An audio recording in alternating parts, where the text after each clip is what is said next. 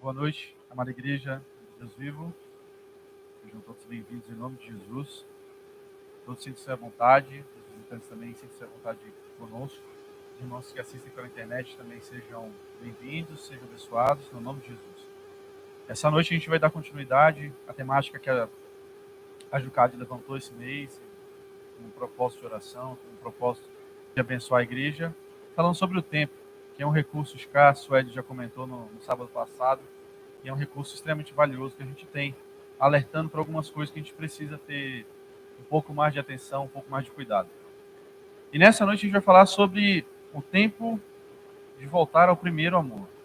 Os louvores já trouxeram esse assunto à tona, esse sentimento à tona, e a gente vai falar sobre isso, sobre esse primeiro amor, sobre o que é o primeiro amor e por que é uma preocupação que a gente tem que ter para validar esse sentimento em nossos corações. Em nome de Jesus, eu peço a oração do meu pastor para iniciarmos a palavra.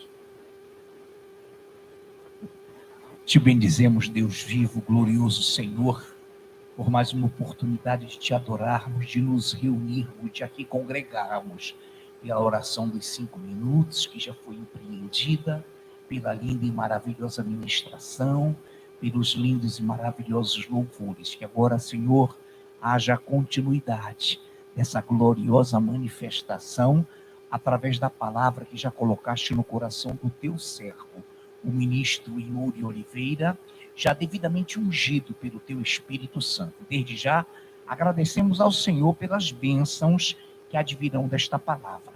Em nome de Jesus, amém. Amém.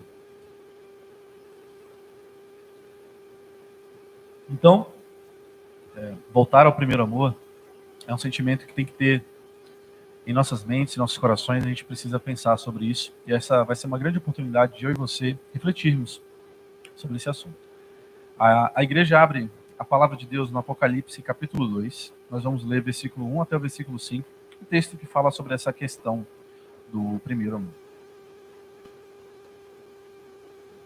Apocalipse, capítulo 2, de 1 a 5.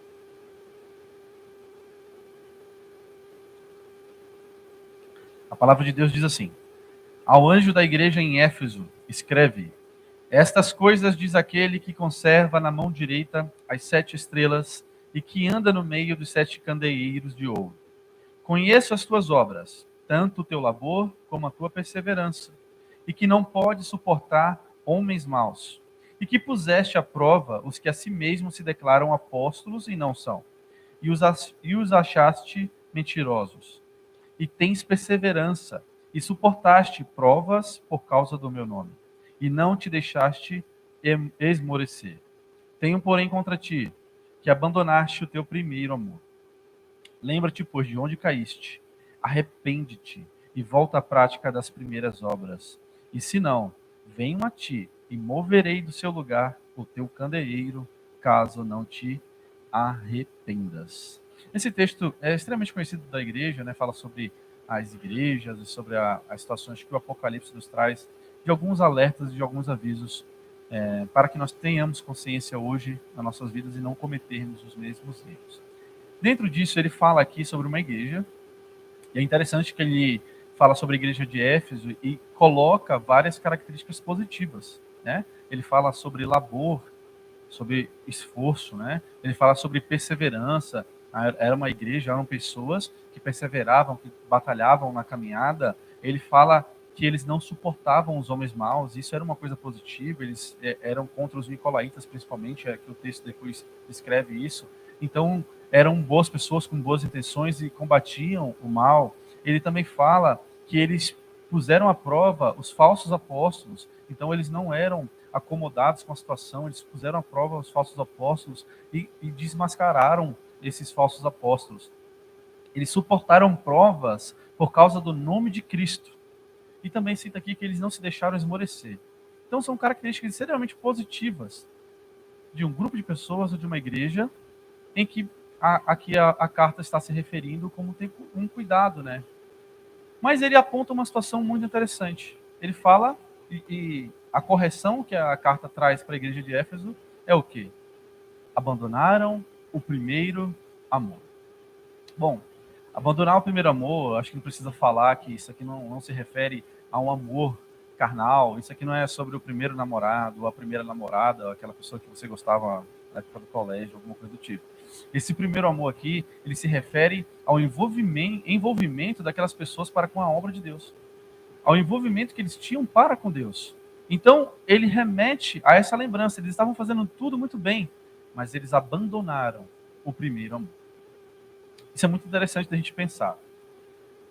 A correção que ele aponta aqui é: lembra-te de onde caíste. Lembra de onde você falhou, onde foi que você abandonou o primeiro amor. Lembrem de onde vocês caíram, se arrependam. Ou seja, a gente precisa, para se voltar ao primeiro amor, ter o sentimento de arrependimento, é entender onde foi que a gente caiu para buscar o arrependimento e assim voltar à prática das primeiras obras. Qual é a problemática que ele aponta aqui?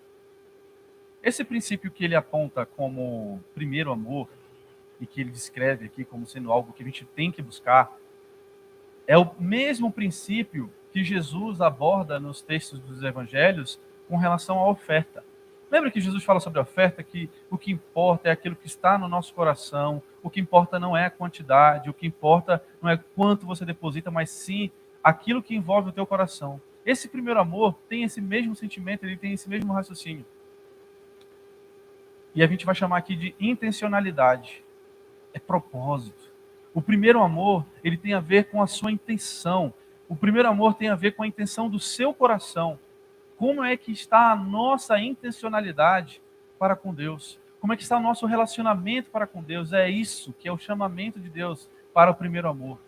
A gente ter a intenção, o propósito firme de fazer. Não ser perseverante, isso é muito bom. É ter labor, é muito bom. Não suportar os homens maus também é muito bom. É pôr à prova os falsos apóstolos, é algo positivo. Suportar as provas por causa do nome de Cristo é positivo. Não se deixar esmorecer também é extremamente positivo. Mas nós não podemos abandonar a intenção na qual nós fazemos tudo isso.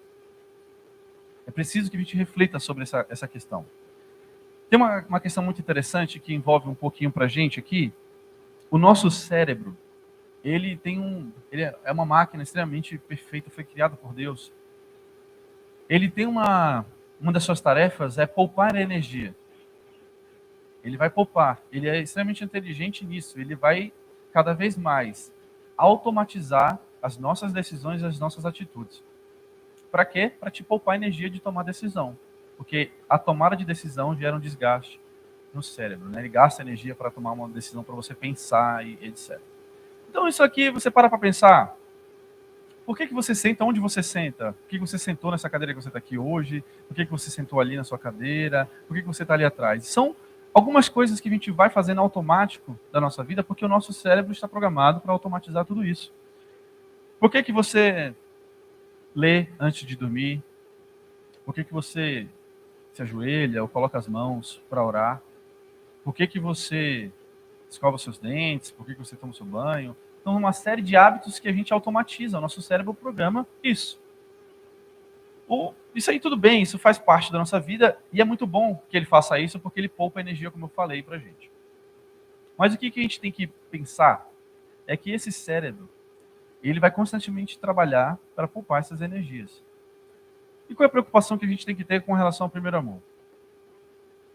É que, de alguma forma, a nossa caminhada com Deus, você começa a vir para os cultos, você começa a louvar, você começa a orar.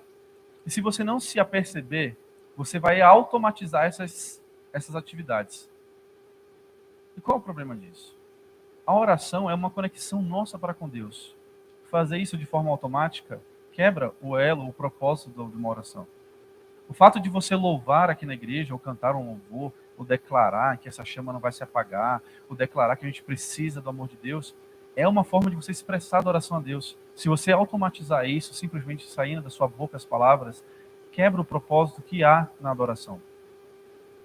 Se você vai ler a palavra simplesmente para cumprir algum tipo de tabela, se você vai ler a Bíblia para cumprir algum tipo de tarefa que você tem que cumprir naquele dia, você está quebrando um propósito que é de você ter mais conhecimento, de buscar sabedoria da parte de Deus. Então a gente tem que ter cuidado para não automatizar esse tipo de relação. Além da relação com Deus, que eu acredito que seja mais importante, vale também te pontuar algumas coisas. Automatizar nossa relação com o nosso cônjuge também não é positivo. Isso não é bom. Você simplesmente fazer aquilo por tabela. A gente tem que lembrar do primeiro amor. Automatizar nossa relação com os filhos também não é algo bom. Automatizar nossa relação com os nossos amigos também não é algo positivo.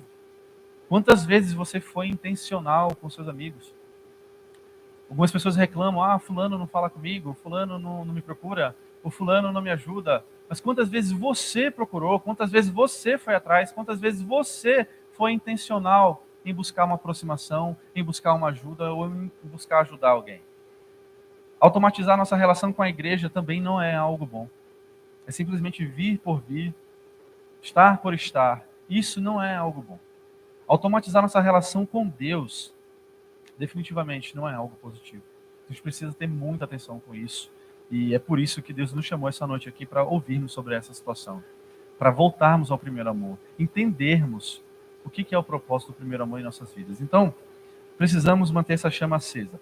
Para facilitar nosso entendimento sobre esse assunto, eu vou pegar um personagem aqui da Bíblia, que é Pedro, e a gente vai traçar alguns episódios da vida dele, e você pode acompanhar comigo. Lucas capítulo 5, do versículo 4 ao versículo 8.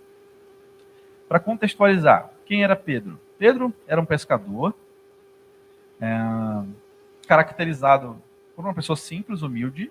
Ele também era uma pessoa que tinha um comportamento ousado, e a gente percebe pela Bíblia que algumas vezes, em alguns momentos, ele era impulsivo. Aí vamos ler Lucas 5, de 4 a 8. Veja o que diz o texto.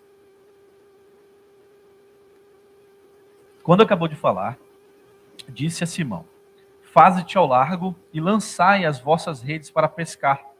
Respondeu-lhe Simão: mestre, havendo trabalhado toda a noite, nada apanhamos, mas sob a tua palavra lançarei as redes. Isto fazendo, apanharam grande quantidade de peixes, e rompiam-se-lhe as redes. Então fizeram sinais aos companheiros de outro barco, para que fossem ajudá-los. E foram e encheram ambos os barcos, a ponto de quase irem a pique. Vendo isto, Simão Pedro prostrou-se aos pés de Jesus, dizendo: Senhor, retira-te de mim, porque eu sou pecador. Então esse foi um encontro que marcou a vida de Pedro. Eles passaram a noite pescando e não, apesar de ser um pescador extremamente experiente, eles não conseguiram pescar nada. E aí Jesus aparece. Vocês se lembram que no contexto Jesus, ele utiliza o barco de Pedro para pregar, para se afastar um pouquinho da praia, para pregar para algumas pessoas, para uma multidão que se ali cercava. E ele fala para Pedro, Pedro, vamos ali um pouquinho mais longe e você lança as redes. Pedro, em algum momento, demonstra ali um sentimento humano, né? Tipo, poxa, eu passei a noite toda aqui tentando pescar, não consegui pescar nada, mas sobre a tua palavra, eu vou lançar essa rede. E para surpresa de Pedro, ele lança a rede, pega muitos peixes, pega tanto peixe que o barco dele não foi capaz de carregar. Eles tiveram que chamar outro barco para poder carregar.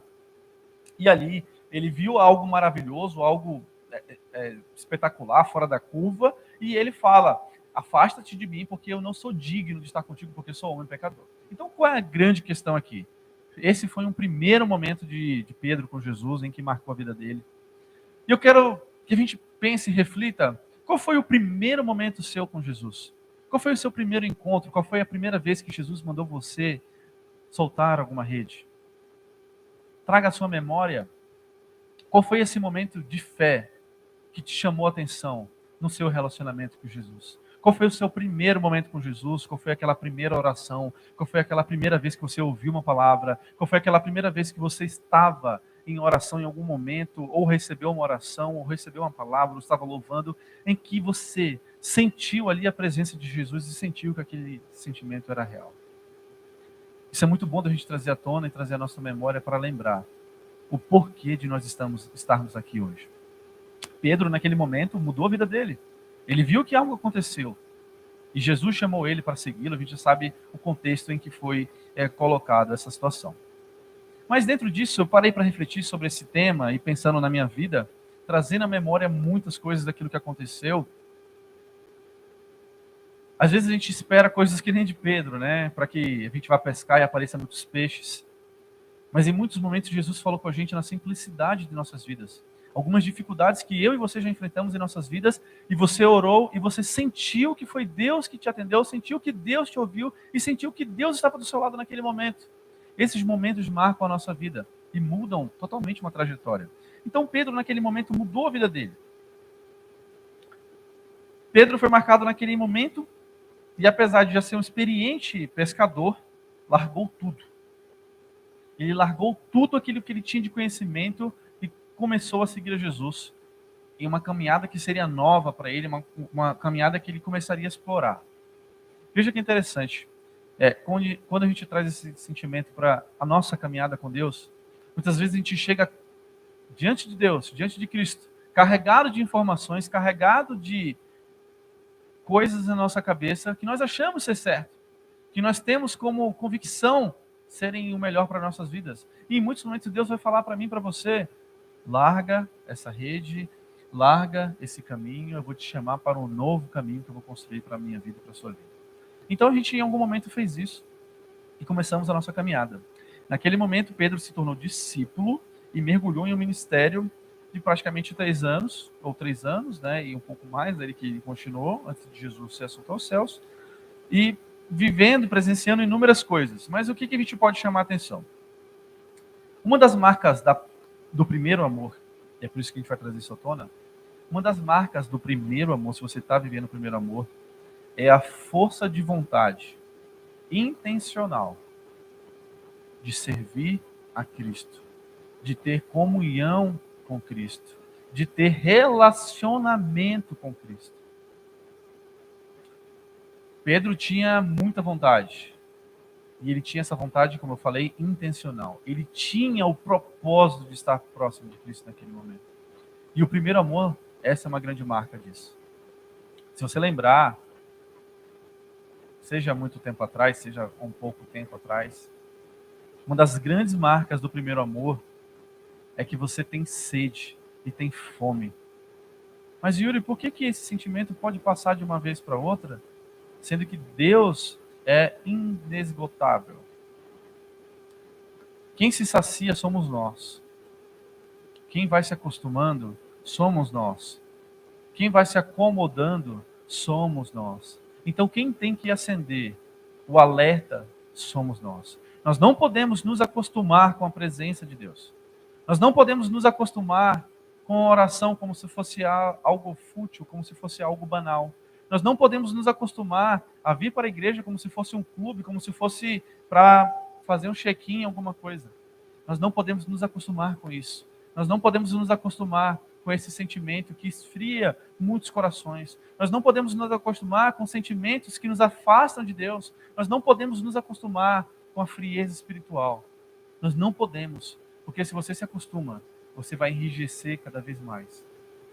Aquilo que não é colocado em movimento vai enrijecendo e vai perdendo mobilidade, vai perdendo flexibilidade, vai perdendo força. A gente não pode se acostumar com a frieza. A gente não pode se acostumar em não estarmos vivendo o primeiro amor constantemente. Então, Pedro trouxe essa marca para a gente, a força de vontade, de participar, de se envolver e deixar ser envolvido por um relacionamento. Falando do nosso cotidiano aqui de igreja, deixar ser envolvido não é, como eu falei, você está louvando, sabe, só lendo aquilo, colocando da boca para fora, mas é realmente deixar se envolver por aquilo que a palavra está dizendo, por aquilo que o pregador está trazendo na noite, por aquilo que a Bíblia está falando, por aquilo que o louvor está expressando, por aquilo que o ministro está trazendo aos nossos corações. É deixar se envolver, é entender que aquilo é intencional, que isso aqui foi feito por Deus. Esse momento foi criado por Deus para nos abençoar, para nos guardar de algum mal que pode acontecer daqui a pouco. Então a gente tem que aproveitar ao máximo de cada momento, de cada minuto aquilo que nós estamos aqui fazendo. Então a gente precisa ser intencional nas nossas coisas, nas nossas palavras, nas nossas orações, no nosso louvor. Diante disso, o desenvolvimento do amor, ele gera uma relação de confiança. Quanto mais você ama uma pessoa, quanto mais você corresponde a esse amor, você confia nela. E você vai estreitando esse relacionamento. Assim é com Deus. Para a gente desenvolver uma confiança em Deus, nós precisamos amar e buscar para ter experiências com Ele. Senão a gente vai continuar no mesmo lugar, no mesmo patamar. Então Pedro experimentou isso. Ele, em algum momento, ele andou sobre as águas. Veja que bizarro isso a gente falar hoje, né? Pedro andou sobre as águas. Tamanha era a confiança que ele tinha na palavra de Deus. Ele confiou em Deus diante de uma tempestade, diante de um medo que todos estavam no barco, para andar sobre as águas. Então Pedro confiava demais em Deus, em Cristo, para andar sobre as águas. Pedro, em outro trecho, foi pegar uma moeda na boca do peixe. Veja que tamanha confiança, eles tinham que pagar os impostos, né? E aí, não tinha de onde, o pastor até pregou recentemente sobre isso, não tinha de onde pegar as moedas. E Jesus simplesmente fala para Pedro, pesca, pega na boca do peixe. Olha o tamanho da confiança que ele tem em Cristo para fazer isso. Em outro momento, Pedro afirma que ele seria capaz de morrer por Cristo, ali humanamente, carnalmente. Então, muitas coisas que Pedro vivenciou era pela confiança que ele tinha e que ele teve em Cristo. Então, a gente precisa avultar esse sentimento em nossos corações e nossa mente, de confiar em Cristo, de buscar um relacionamento com Deus e aquecer cada vez mais esse relacionamento. A confiança também é uma marca do primeiro amor. Se você está vivendo um relacionamento de desconfiança com Deus, isso também é um sinal de que você não está vivendo o primeiro amor. A palavra de Deus diz em 1 João 5,14, esta é a confiança que temos, que ao nos aproximarmos de Deus, se pedirmos alguma coisa de acordo com a vontade, Ele nos ouvirá. Esta é a confiança que nós temos, que se aproximarmos de Deus, e se pedirmos alguma coisa que seja de acordo com a vontade dEle, Ele vai nos ouvir e vai nos atender. É ter essa confiança. A oração de um amor frio, ela é cheia de dúvidas. A oração de alguém que está frio, que está distante do primeiro amor, ela é cheia de dúvidas e questionamentos. Será? Talvez. E se não der? E se der? Será que vai acontecer? Será que minha vida vai melhorar? Será que o meu relacionamento com meu marido, com a minha esposa vai melhorar? Será que a minha relação com meu filho vai melhorar? Essas dúvidas, elas não fazem parte dessa marca do primeiro amor. É um relacionamento de desconfiança, né? A fé de uma pessoa que deixou o primeiro amor, ela é fruto de uma automação desse cérebro. Essa fé é aquela que você diz que você acostumou a dizer que acredita em Deus. Alguém vem e te pergunta, alguém te questiona na rua ou em algum lugar, no trabalho, na escola, na faculdade, pergunta se você acredita em Deus.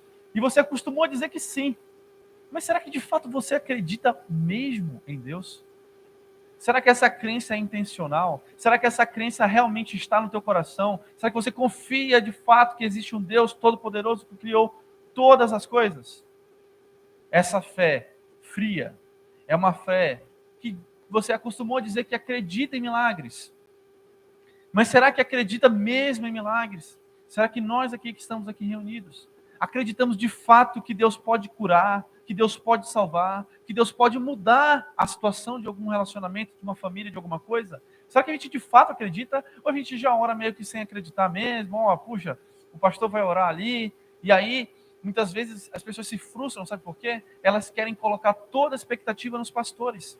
Elas querem que os pastores tenham toda a fé do mundo para orar para que as coisas aconteçam. Só que isso não depende somente deles. Você também, que está pedindo uma oração, que está pedindo uma bênção, que está pedindo um milagre, precisa acreditar. Você precisa confiar. Você precisa ter fé. Porque se você não tiver fé, é um céu de bronze. Não vai passar. É acreditar desacreditando. Isso não faz parte de um relacionamento que Deus quer ter comigo e com você. É um tipo de relacionamento que em alguns momentos a gente fala para que Deus tome o controle das nossas vidas. É como se a gente pegasse o microfone e falasse assim, Deus, toma o controle da minha vida. A pessoa tira. Então isso não é confiar. Isso é confiar mais em si do que confiar em Deus. E a gente precisa afastar de uma vez por todas esse sentimento. A confiança de alguém que diz que tem fé, ou até, vamos parar para pensar, falar sobre Jesus. A pessoa que acostumou a falar que ama Jesus.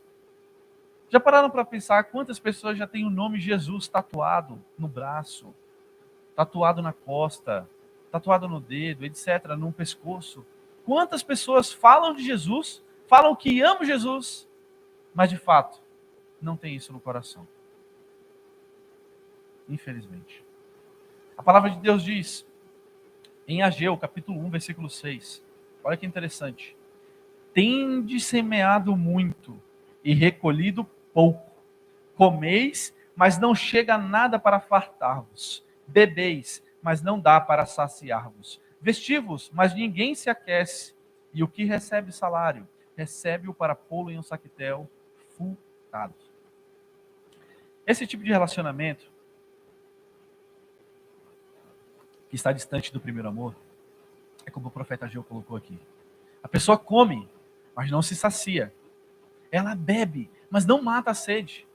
Ela se protege com roupa, mas não se aquece. É como se ela recebesse o salário e colocasse em um saquetel furado. Ou seja, é uma vida constantemente vazia, que não é preenchida pelo Espírito Santo de Deus.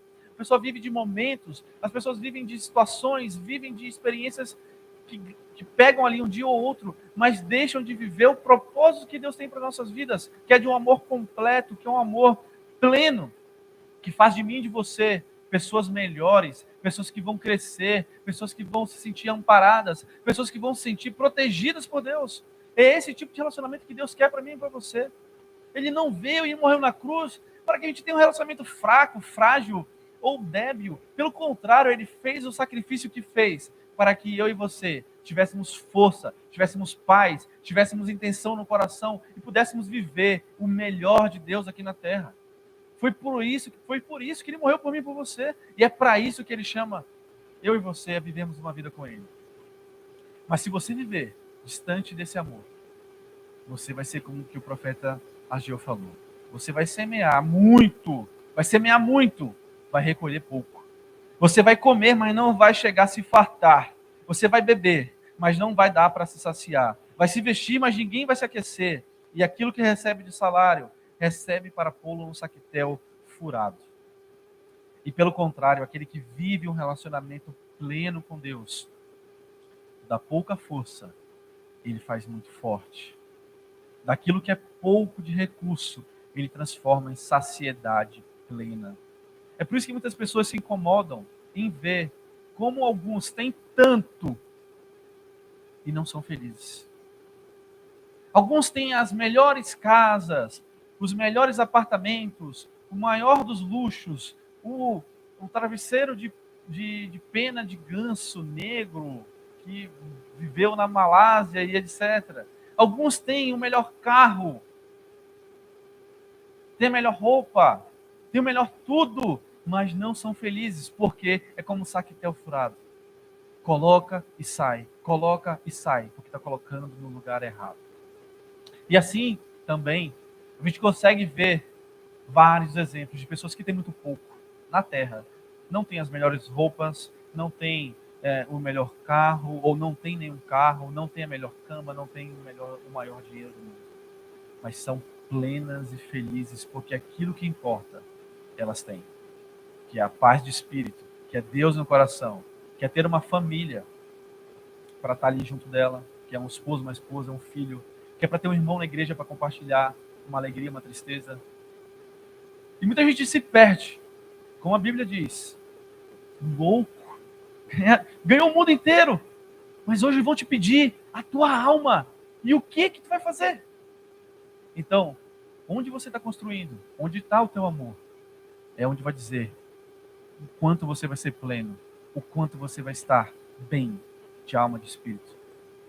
Então, esse relacionamento em que nós não nos sentimos completos, é aquilo que sai da boca para fora, né? Aquela confiança que vai se afastando cada vez mais. Então, Deus não quer isso de mim, de você. Em outros momentos, Pedro ele nos mostra como a automação das atividades dele fizeram mal para ele. Lembra que Pedro não queria que Jesus morresse? Quando Jesus foi falar que ele teria que ser assunto aos céus, Pedro falou assim, chamou Jesus no canto para dar uma chamada de atenção, né? Ele falou assim, Jesus, você não pode ficar falando isso, pelo amor de Deus. Tá tudo errado, né? Pelo amor de Deus. Você não pode falar que vai morrer, isso é antiético, isso é anti-heróico. Não. Pedro, naquele momento, estava automatizando seu raciocínio. Ele não estava pensando, por que Jesus vai morrer? Por que ele tem que morrer? Por que ele tem que ser assunto aos céus? Ele estava pensando nele, estava pensando naquele momento. E Jesus deu uma rasgada nele que vocês sabem, né? O que ele falou? Afasta daqui, Satanás. Em outro momento, Pedro, quando Jesus ia ser preso, ele cortou a orelha do soldado. Por quê? Naquele momento ele achou que o quê? Chegou o grande momento de Jesus, é a hora que a gente vai pegar o facão e vamos pra porrada com todo mundo que tiver que vir. Ele automatizou o sentimento porque Jesus tinha que ser preso naquele momento. Porque ele tinha que cumprir um propósito. Então a gente automatizar esse sentimento, esse pensamento, pode nos fazer a tomar decisões erradas e pensar de forma errada em muitas situações. Então a gente tem que ter muito cuidado. Por fim, Pedro negou Jesus. Veja bem, lembra do relacionamento que a gente estava falando? Ele andou sobre as águas. Puxa vida, ele fez muita coisa bacana, ele viu milagres, ele esteve com Jesus em multiplicação de pães, ele viu Jesus curar enfermos, endemoniados, ele viu muitas coisas.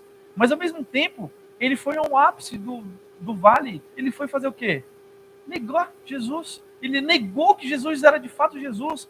Ou seja, a automatização, o esfriamento do coração pode te fazer negar Jesus. Ele pode nos fazer negar Jesus. Ah, Yuri, quer dizer que algum soldado vai me prender e vai passar Jesus na minha frente? Eu vou falar que não, não, porque ele não precisa fazer isso agora. Mas negar Jesus com as suas atitudes, negar Jesus com suas palavras, negar Jesus com o seu comportamento, negar Jesus com o seu estilo de vida. E pode ser, e vai acontecer, pode ser não, vai acontecer com algumas pessoas que vão negar Jesus quando tiverem que tomar alguma decisão a respeito de Jesus. A gente sabe que o cenário que se aproxima, o cenário que está se desenhando de contrapartidas aos princípios bíblicos, contrapartidas aos princípios cristãos e o arrebatamento da igreja, algumas pessoas que ficarem, aquelas que falarem que vão contra, elas vão ter que, de alguma forma, vão ser confrontadas com isso. Como a gente já é confrontado hoje. Você percebe que sorrateiramente nós já começamos a ser questionados pela fé em Cristo Jesus. Então, muito cuidado com isso. Pedro negou a Jesus e ele viu tudo o que viu. Então esse foi o ápice dos problemas de entendimento de propósito que ele teve no seu ministério. Esse foi o pior momento de Pedro com relação ao entendimento de propósito que ele tinha de ministério. Então a gente tem que ter muita atenção com isso. Qual é o propósito do seu ministério? Você está sendo intencional? Você está vivendo aquilo que Deus quer que você viva? Você está vivendo pelo menos aquilo que você considera que deve viver? Porque muitas pessoas que estão aqui na Terra, e não falo só na nossa caminhada com Deus, elas simplesmente estão passando. Elas simplesmente estão deixando as coisas acontecerem e deixando de ser intencionais. Infelizmente, existe uma coisa extremamente ruim na nossa geração. Celular, internet, é uma situação que facilitou diversas coisas. Eu acho que tem muita coisa boa nisso. Tem mais coisa boa do que ruim, na verdade. Porém, aquilo que é ruim é o que o pessoal está focando muito. Quantas pessoas veem o dia de 24 horas passar e passam 8, 10, 12 horas por dia simplesmente fazendo nada no celular ou no coisa do tipo. Então a vida está passando por muita gente.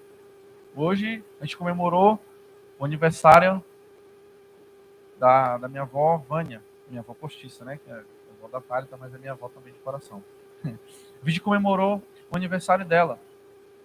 Quantas histórias ela viveu, quantas histórias ela vivenciou, quantas experiências ela já teve com Deus, quantas coisas já aconteceram na vida dela. E você percebe que essas pessoas, um pouco mais de tempo, não vou falar outra palavra, um pouco mais de tempo assim na Terra, né, na vida aqui e tal, elas têm um pouquinho de dificuldade de estar conectada com o celular. Já repararam isso? Geralmente não está muito conectado. Dona Vânia, para a gente ligar para ela, a gente tem que ligar várias vezes, né? Mas tem um lado bom. E o jovem, se você ligar a hora que for, ele vai atender. Agora a pergunta é, quem aproveita mais a vida?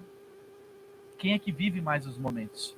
Quem é que senta à mesa e olha no olho do filho, no olho da esposa? Quem é que senta à mesa e olha no olho do amigo quando a gente sai para jantar, quando a gente sai com os amigos aqui para viver os momentos? Que é isso que a gente vai levar da nossa vida aqui, das nossas experiências. Então a gente tem que ter muito cuidado com isso. A vida está passando para muita gente e tem gente que não vai perceber. Então, a chamada de atenção em Éfeso, lembra da carta de Éfeso, não se baseia em atitudes. Ela não se baseia em afazeres. Ela não está aqui colocando em conta aquele cara que faz o check-in, aquele cara que está ali, olha, eu tô aqui na igreja, viu? Tô aqui e tal, vou tirar uma foto que eu vim para a igreja, vim para o culto, bati meu ponto e vou embora. Não é sobre isso. A chamada de atenção em Éfeso é sobre a intenção do coração. Eu vim para a igreja para quê? Você vai sair dessa noite aqui no culto, dos louvores, das orações, e o que você vai levar disso aqui para a sua vida? Essa é a intenção do seu coração. Então a gente tem que ter muito cuidado. Tem a ver com a intencionalidade. Nós fazemos o que fazemos por quê? Por que você ora? Por que você louva?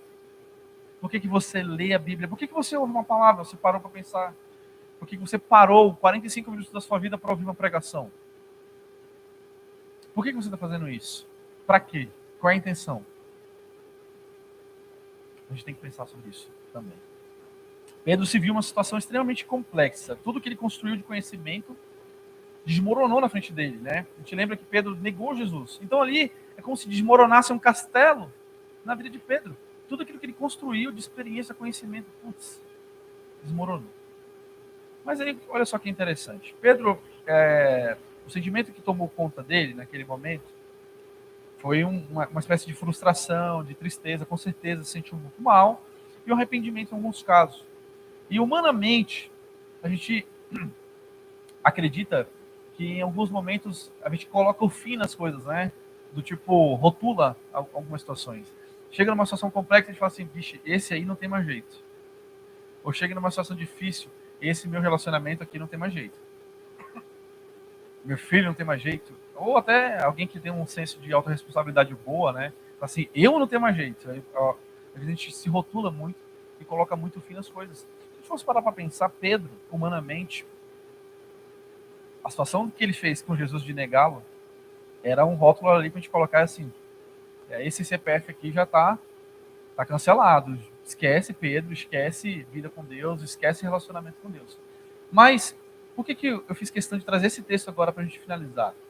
Porque, por mais que a gente chegue num momento tão complexo, nunca rotule nada. Nunca diga que já acabou, que não dá mais para reverter. Porque se você quiser voltar ao primeiro amor, é possível. Porque se você quiser aquecer a chama do seu coração para que você tenha cada vez mais esse amor latente por Cristo, é possível. Olha o que diz João 21, de 15 a 17. Depois de terem comido, perguntou Jesus a Simão Pedro: Simão, filho de João, amaste-me mais do que esses outros? Ele respondeu: Sim, Senhor, tu sabes que eu te amo. Ele lhe disse: Apacenta os meus cordeiros. Tornou a perguntar-lhe pela segunda vez: Simão, filho de João, tu me amas? Ele respondeu: Sim, Senhor, tu sabes que eu te amo. Disse-lhe Jesus: Pastoreia as minhas ovelhas. E pela terceira vez Jesus lhe perguntou: Simão, filho de João, tu me amas? Pedro entristeceu-se, porque ele disse isso, né, pela terceira vez. Tu me amas? E respondeu: Senhor, tu sabes todas as coisas. Tu sabes que eu te amo. Jesus lhe disse: Apacenta as minhas ovelhas. Pedro negou Jesus 3 vezes. Jesus, com a sua sabedoria divina, chamou Pedro para uma conversa e perguntou 3 vezes se ele o amava. O que eu falo sobre ser intencional é isso. Jesus foi extremamente intencional com Pedro. Não foi uma coincidência ele ter perguntado 3 vezes, porque não fazia sentido nenhum perguntar 3 vezes, né, se amava. É como às vezes a gente pergunta para uma criança, né, se ama, porque a gente está ouvindo ali alguma coisa. Mas Jesus perguntou para Pedro, porque Jesus foi intencional. E esse tipo de relacionamento que Jesus tem conosco é o tipo de relacionamento que Ele quer que nós tenhamos para com Ele. Intencionalidade. Jesus foi intencional. Você feriu a sua mente, você se machucou aqui porque você me negou 3 vezes. Eu vou te dar a oportunidade de falar 3 vezes que me ama. E olha que interessante. Jesus conhece e conhecia as fragilidades de Pedro. Sabia que aquela área ali era a área que estava frágil no coração de Pedro, na mente de Pedro naquele momento. Então ele foi cirúrgico. Ele foi na área que ele precisava tratar naquele momento para que Pedro continuasse o seu ministério. Assim como ele conhece ou conhecia as fragilidades de Pedro, Cristo conhece as nossas fragilidades. Ele sabe quais são os nossos pontos fracos, quais são as nossas fragilidades, onde que a gente está frágil. E ele vem intencionalmente em muitos momentos tratar essas fragilidades. A gente que não percebe.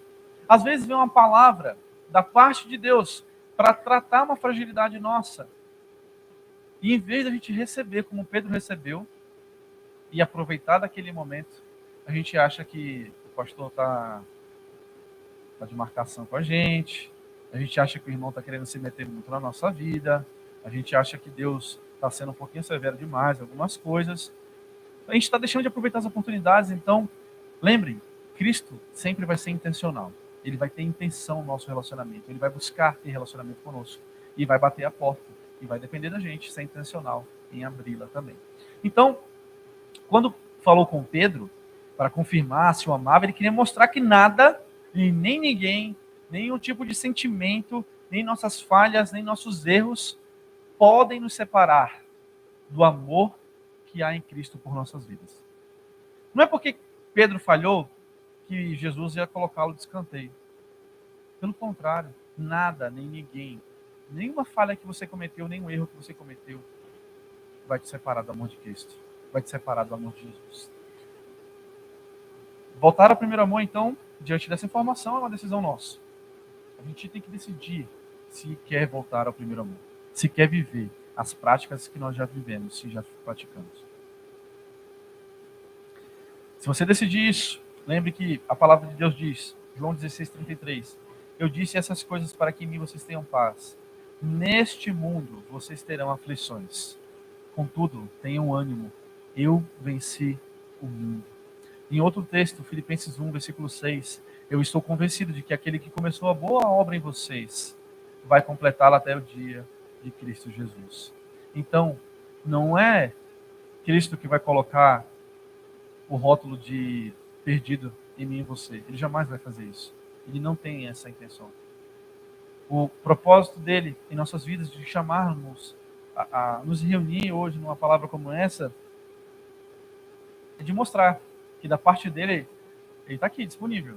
Ele está extremamente disponível, totalmente disponível para que você tenha acesso a ele, para que você seja perdoado, para que você viva uma vida plena. E aí é onde a gente entende que Cristo veio e fala para mim, para você, para todos nós. No mundo vocês terão aflições. Então, tira essa desculpa de que a gente está passando por muitas aflições. Todo mundo vai passar por aflições. Ah, estou passando muita dificuldade. Todos nós passaremos por dificuldades. No mundo vocês terão aflições. Contudo, tenham ânimo. Busquem, tenham ânimo, porque eu também venci o mundo. E ele também arremata, como eu disse aqui, Filipenses 1, versículo 6. Eu estou convencido de que quem começou a boa obra, então eu e você somos uma boa obra. E Cristo começou essa boa obra. Então o que ele diz? Aquele que começou a boa obra em vocês, aquele que começou a boa obra em mim, em nós, ele vai completar até o dia de Cristo Jesus. Então, resumo de tudo isso, está na nossa mão. Está na minha mão, está na sua mão. Voltar ao primeiro amor. Lembrar onde que foi o nosso primeiro amor.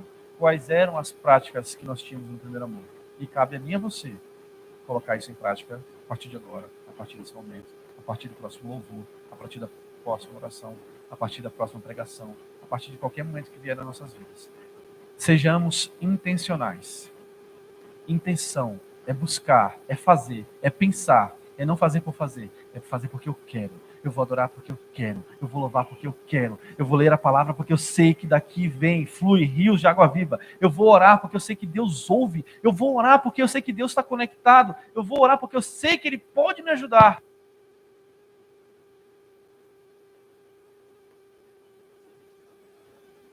Amém. Eu não tinha mais nada para falar agora, mas é isso, igreja. Então, sejamos intencionais. Amém? Coloque a intenção no seu coração, no nosso coração. Nós vamos louvar agora. Exercite isso já, em nome de Jesus. Amém?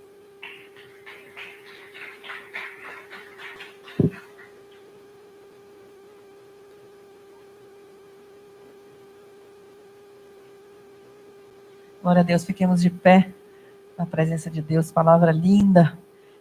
Que nós venhamos buscar esse primeiro amor em nossos corações, em nossas vidas, que nós possamos estar totalmente ligados no que Deus tem para cada um de nós. Que nós não nos acostumemos com a ausência de Deus. Eu começava o culto falando sobre isso. Que nós não nos acostumemos com a ausência de Deus, mas que nós busquemos a presença dEle.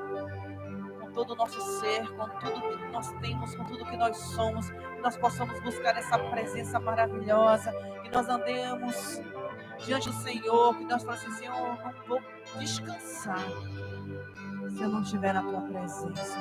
Faça que nem Moisés, eu não arredo o pé sem a tua presença. Eu preciso de ti, Deus, todos os dias da minha vida, ao acordar, ao dormir, enquanto eu durmo, eu preciso da tua presença, até aquele grande dia que tu virá nos buscar. Feche seus olhos, faça desse louvor um momento de oração e adoração ao Senhor. Pra que eu não me perca, correndo atrás do vento, meus olhos estão em ti. Minha recompensa, meu porto seguro, contigo eu quero habitar. Eu não vou me acostumar a viver sem tê-lo aqui, meu maior amor. Pelas madrugadas, a minha alma canta de chuva, saudade.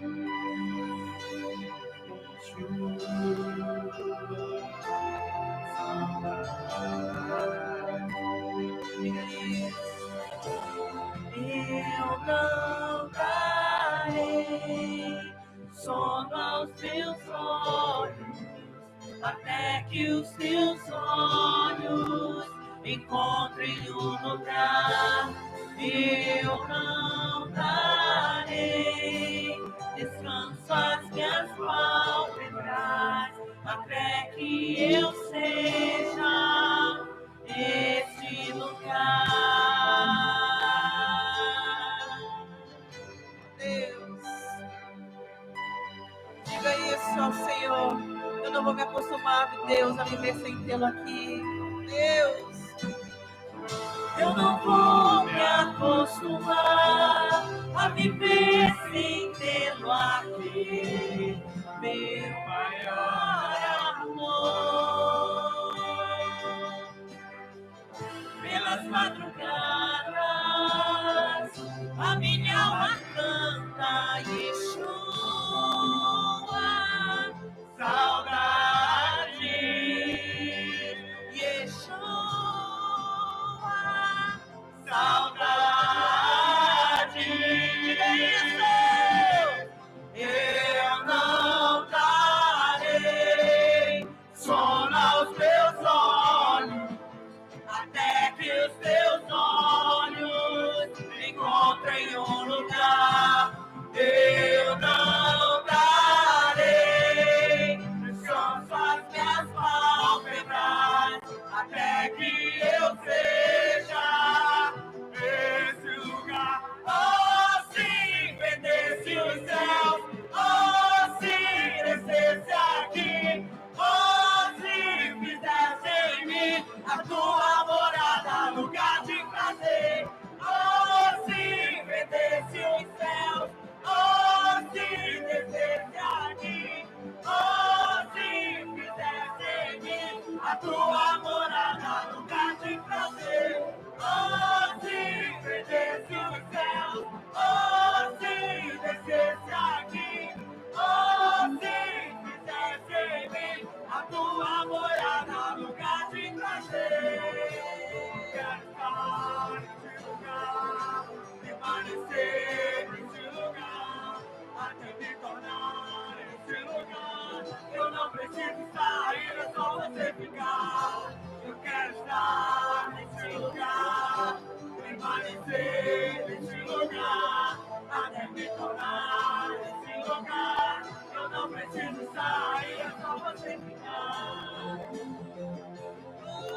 Senhor, nós necessitamos de Ti, Pai. Necessitamos da Tua presença em nossas vidas. Toque em nós, Senhor. Toque em nossas vidas aqui essa noite. Que nós Te almejemos com todo o nosso ser, com tudo que temos, com tudo que somos, Pai.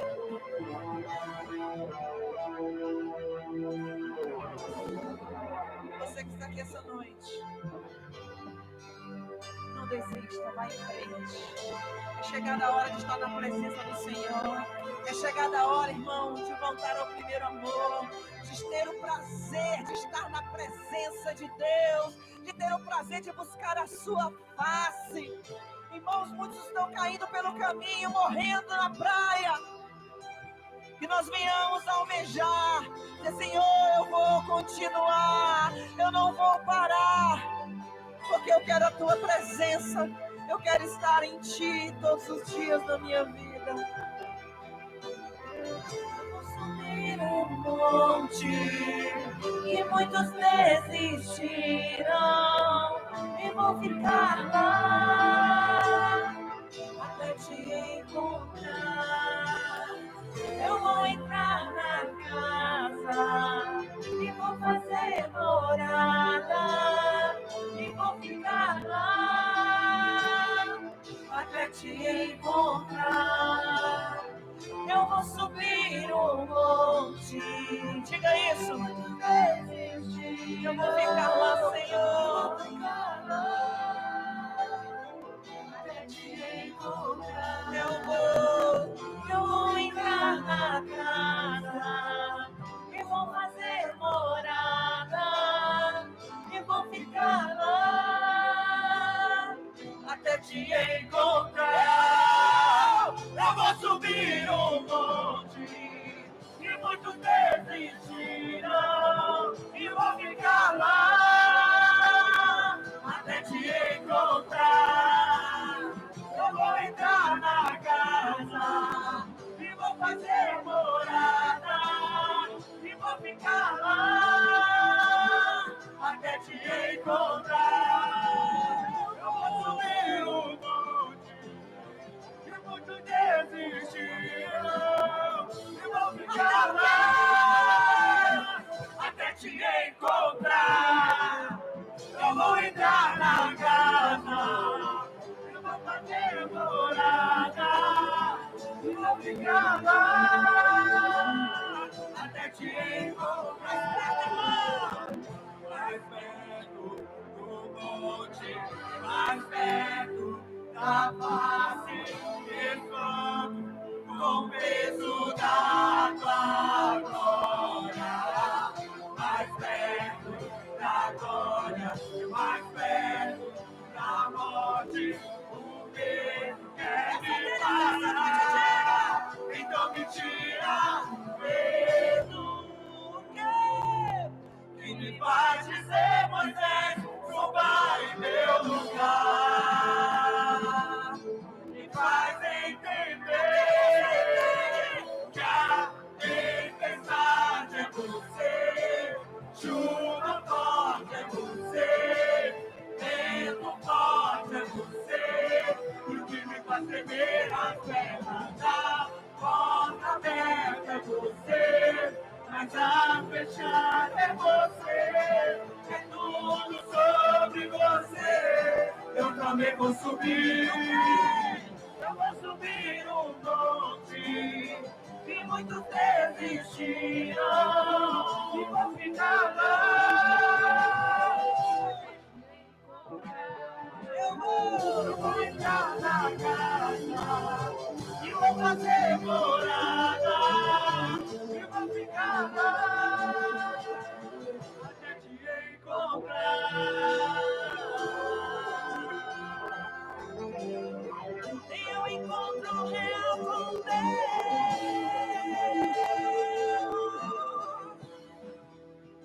Busque a Sua face, busque a Sua face, busque estar diante de Deus em adoração.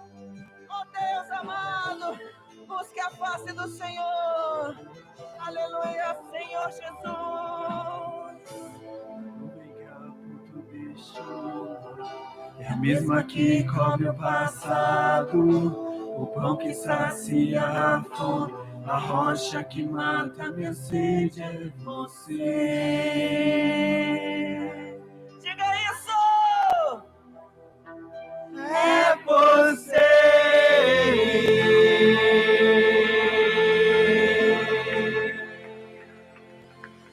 Glória a Deus!